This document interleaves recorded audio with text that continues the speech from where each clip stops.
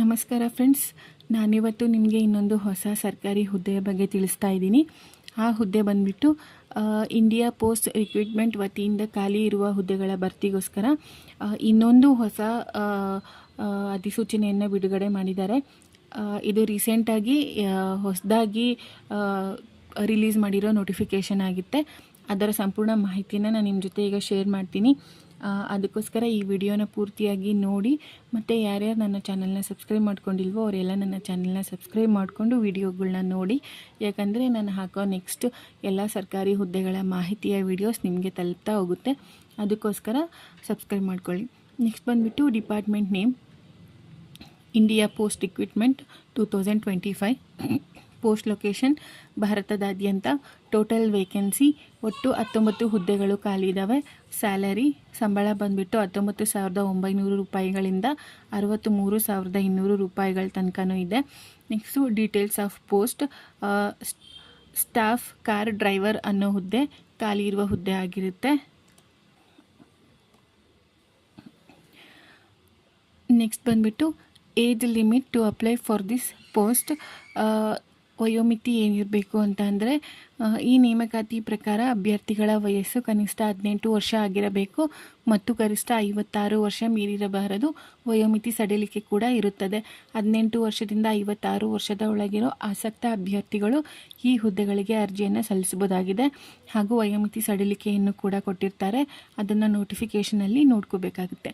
Next ಬಂದುಬಿಟ್ಟು qualification required for this post. ಶೈಕ್ಷಣಿಕ ಅರ್ಹತೆ ಏನಿರಬೇಕು ಅಂತ ಅಂದರೆ, ಈ ನೇಮಕಾತಿ ಪ್ರಕಾರ ಅಭ್ಯರ್ಥಿಗಳು ಮಾನ್ಯತೆ ಪಡೆದ ಮಂಡಳಿ ಅಥವಾ ವಿಶ್ವವಿದ್ಯಾಲಯಗಳಿಂದ 10th ಪಾಸಾಗಿರಬೇಕು. 10th ಪಾಸಾಗಿರೋ ಎಲ್ಲ ಆಸಕ್ತ ಅಭ್ಯರ್ಥಿಗಳು ಈ ಹುದ್ದೆಗಳಿಗೆ ಅರ್ಜಿಯನ್ನು ಸಲ್ಲಿಸ್ಬೋದಾಗಿದೆ. ನೆಕ್ಸ್ಟ್ ಬಂದುಬಿಟ್ಟು ಅಪ್ಲಿಕೇಶನ್ ಫೀಸ್.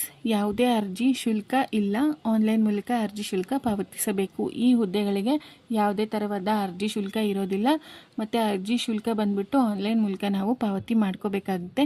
ನೆಕ್ಸ್ಟ್ ಬಂದುಬಿಟ್ಟು ಇಂಪಾರ್ಟೆಂಟ್ ಡೇಟ್ಸ್ ಫಾರ್ ಅಪ್ಲೈಯಿಂಗ್. ಅರ್ಜಿ ಸಲ್ಲಿಸಲು ಪ್ರಾರಂಭ ದಿನಾಂಕ 4/11/2024. ಈ ಹುದ್ದೆಗಳಿಗೆ ಈಗಾಗಲೇ ಅರ್ಜಿಯನ್ನು ಸಲ್ಲಿಸೋದಕ್ಕೆ ಪ್ರಾರಂಭ ಮಾಡಿದ್ದಾರೆ. ಅರ್ಜಿ ಸಲ್ಲಿಸಲು ಕೊನೆಯ ದಿನಾಂಕ 28/2/2025.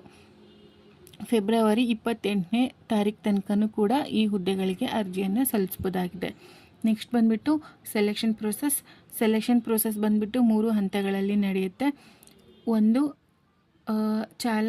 ಚಾಲಕ ಪರವಾಗಿ ಡ್ರೈವಿಂಗ್ ಟೆಸ್ಟ್, 2ನೇದು ಸಂದರ್ಶನ, 3ನೇದು ಟ್ರೇಡ್ ಟೆಸ್ಟ್. ನೆಕ್ಸ್ಟ್ ಬಂದುಬಿಟ್ಟು ಅರ್ಜಿ ಸಲ್ಲಿಸುವ ವಿಧಾನ. ಈ ಹುದ್ದೆಗಳಿಗೆ ಯಾವ ಥರ ಅರ್ಜಿಯನ್ನು ಸಲ್ಲಿಸ್ಬೋದು ಅಂತ ಅಂದರೆ, ಮೊದಲನೇದಾಗಿ ನೋಟಿಫಿಕೇಷನನ್ನು ಕೂಲಂಕುಷವಾಗಿ ಓದಿಕೊಳ್ಳಿ. ಫಸ್ಟ್ ಈ ಇಲಾಖೆಯವರು ರಿಲೀಸ್ ಮಾಡಿರೋ ನೋಟಿಫಿಕೇಷನನ್ನು ಡೀಟೇಲಾಗಿ ಓದ್ಕೋಬೇಕಾಗುತ್ತೆ. ಅದಾದಮೇಲೆ ಇಲಾಖೆಯ ವೆಬ್ಸೈಟಲ್ಲಿ ಅಪ್ಲಿಕೇಶನ್ ಫಾರಮ್ ಎಂಬ ಬಟನ್ ಮೇಲೆ ಕ್ಲಿಕ್ ಮಾಡಿ, ನಂತರ ಡೌನ್ಲೋಡ್ ಬಟನ್ ಮೇಲೆ ಕ್ಲಿಕ್ ಮಾಡಿ, ನಂತರ ಫಾರಮನ್ನು ಸರಿಯಾಗಿ ತುಂಬಿರಿ. ನಂತರ ಅಗತ್ಯವಿರುವ ದಾಖಲೆಗಳನ್ನು ಟ್ಯಾಗ್ ಮಾಡಿ, ಕೊನೆಯದಾಗಿ ಅರ್ಜಿಯನ್ನು ಅಧಿಸೂಚನೆಯಲ್ಲಿರುವ ವಿಳಾಸಕ್ಕೆ ಸ್ಪೀಡ್ ಪೋಸ್ಟ್ ಮೂಲಕ ಕಳುಹಿಸಿ. ಈ ಇಲಾಖೆಯ ವೆಬ್ಸೈಟಲ್ಲಿ ಅಪ್ಲಿಕೇಶನ್ ಅಂತ ಒಂದು ಫಾರಮ್ ಬಟನ್ ಇರುತ್ತೆ. ಅಪ್ಲಿಕೇಶನ್ ಫಾರಮ್ ಬಟನ್ ಮೇಲೆ ಕ್ಲಿಕ್ ಮಾಡಿದರೆ ಅಪ್ಲಿಕೇಶನ್ ಓಪನ್ ಆಗುತ್ತೆ. ಅದ್ರ ಮೇಲೆ ಅಲ್ಲಿ ಡೌನ್ಲೋಡ್ ಬಟನ್ ಅಂತ ಕ್ಲಿಕ್ ಮಾಡ್ಕೋಬೇಕಾಗುತ್ತೆ. ಡೌನ್ಲೋಡ್ ಬಟನ್ ಕ್ಲಿಕ್ ಮಾಡಿದ್ದಾದಮೇಲೆ ಆ ಅಪ್ಲಿಕೇಶನ್ನ ನಾವು ಪ್ರಿಂಟ್ ತೊಗೋಬೇಕಾಗುತ್ತೆ. ಅಪ್ಲಿಕೇಶನ್ ಪ್ರಿಂಟ್ ತೊಗೊಂಡಾದ್ಮೇಲೆ ಅವ್ರು ಕೇಳಿರೋ ಎಲ್ಲ ಡೀಟೇಲ್ಸ್ ಕೂಡ ಫಿಲ್ ಮಾಡ್ಕೋಬೇಕಾಗುತ್ತೆ. ಅದಾದಮೇಲೆ ಅವರು ಕೇಳಿರೋ ದಾಖಲೆಗಳನ್ನು ಕೂಡ ಟ್ಯಾಗ್ ಮಾಡಬೇಕಾಗುತ್ತೆ. ಅದಾದಮೇಲೆ ಅಧಿಸೂಚನೆಯಲ್ಲಿ ಇರುವ ವಿಳಾಸಕ್ಕೆ ನಾವು ಈ ಅರ್ಜಿಯನ್ನು ಸ್ಪೀಡ್ ಪೋಸ್ಟ್ ಮೂಲಕ ಕಳುಹಿಸಬೇಕಾಗುತ್ತೆ. ಇದಿಷ್ಟು ಕೂಡ ಈ ಹುದ್ದೆಯ ಮಾಹಿತಿಯಾಗಿರುತ್ತೆ. ನೆಕ್ಸ್ಟ್ ನಾನು ಇನ್ನೊಂದು ಹೊಸ ಸರ್ಕಾರಿ ಹುದ್ದೆಯ ಮಾಹಿತಿಯ ವಿಡಿಯೋನ ನಿಮ್ಮ ಜೊತೆ ಶೇರ್ ಮಾಡ್ತೀನಿ. Thank you friends.